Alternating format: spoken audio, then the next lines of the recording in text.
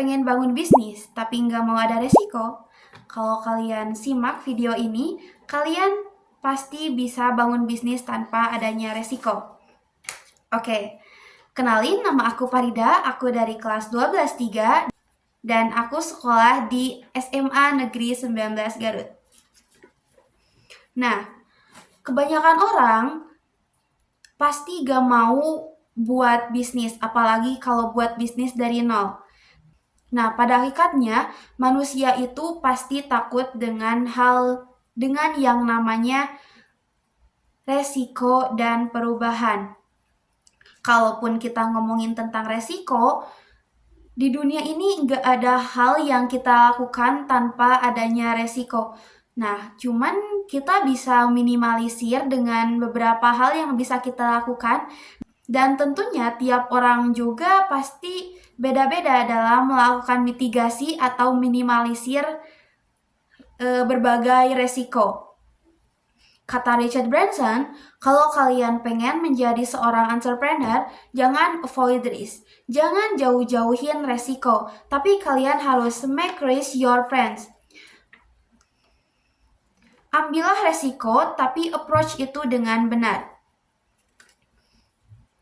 Nah, di sini aku punya 3 cara buat kalian yang pengen bangun sebuah bisnis, tapi kalian gak mau ada resiko dalam melakukan bisnis tersebut. Nah, dan menurut aku poin yang ketiga ini benar-benar penting kalau kalian pengen bangun sebuah bisnis. Dan nanti aku bakal bocorin poin tersebut di terakhir tentunya. Yang pertama yaitu do your research. Cari tahu sebanyak-banyaknya tentang hal yang akan kalian lakukan atau bisnis yang akan kalian buat. Mau itu dari artikel, internet, atau dari teman kalian. Nah, kalian harus cari tahu dengan spesifik kegagalan-kegagalan apa yang kalau kalian buat bisnis itu akan terjadi resiko yang sangat besar, dan kalian juga harus cari tahu bagaimana cara mereka menangani resiko tersebut. Oke, yang kedua yaitu mulai dari hal-hal yang kecil. Nah, pasti kalau kalian mempunyai mimpi yang besar, tentunya kalian bisa ngelakuin dulu dari hal-hal yang kecil dulu. Contohnya, kalau kalian mau buat sebuah restoran, dan kalian nggak punya modal nih untuk membuat restoran ini langsung buat besar, pastinya itu susah banget. Nah, kalian kalau afford untuk membuat sebuah gerobak, kalian bisa buat dulu sebuah gerobak. Nah, kalau kalian masih nggak mampu membuat gerobak itu, kalian bisa masak-masak dulu nih di kitchen kalian. Nah, terus kalian bisa jual di Instagram atau WA, atau kalian juga bisa sambil jual-jual di pekarangan di halaman-halaman rumah. Nah, kalian bisa buat kayak gitu.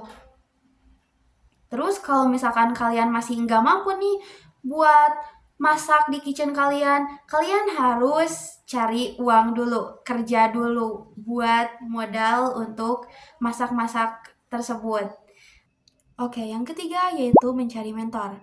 Specifically, mencari mentor itu orang yang sudah menjalani, atau kalau misalkan kalian pengen membuat restoran 10 cabang, kalian bisa mencari mentor yang udah pernah menjalani bisnis yang udah pernah membangun restoran 10 cabang atau bahkan lebih.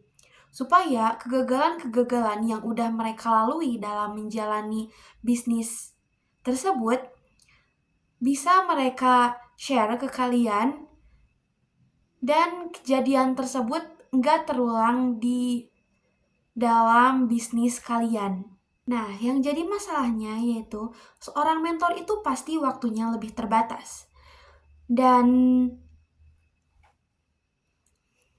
pasti banyak sekali orang yang mengantri untuk ingin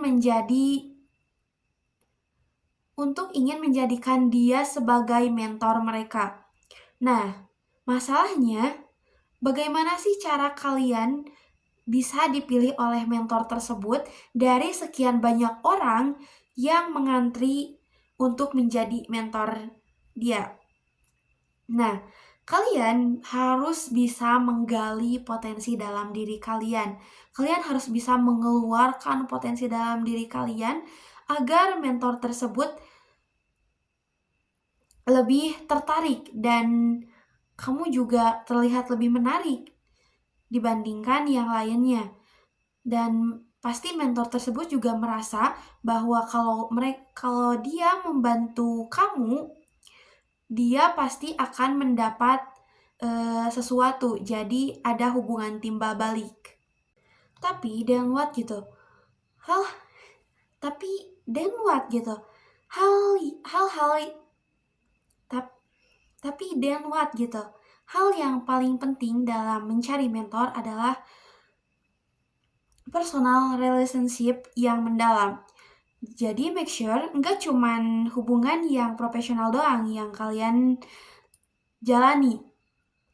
Kalau misalkan profesional, kamu butuh ini dan dia siap membantu, pasti cuman gitu doang. Tapi kalau misalkan kamu lebih personal, kamu bisa appeal emosional dan kamu juga bisa appeal secara kehidupan masing-masing dan kamu juga peduli terhadap mentor tersebut, kamu peduli terhadap keluarga mentor tersebut.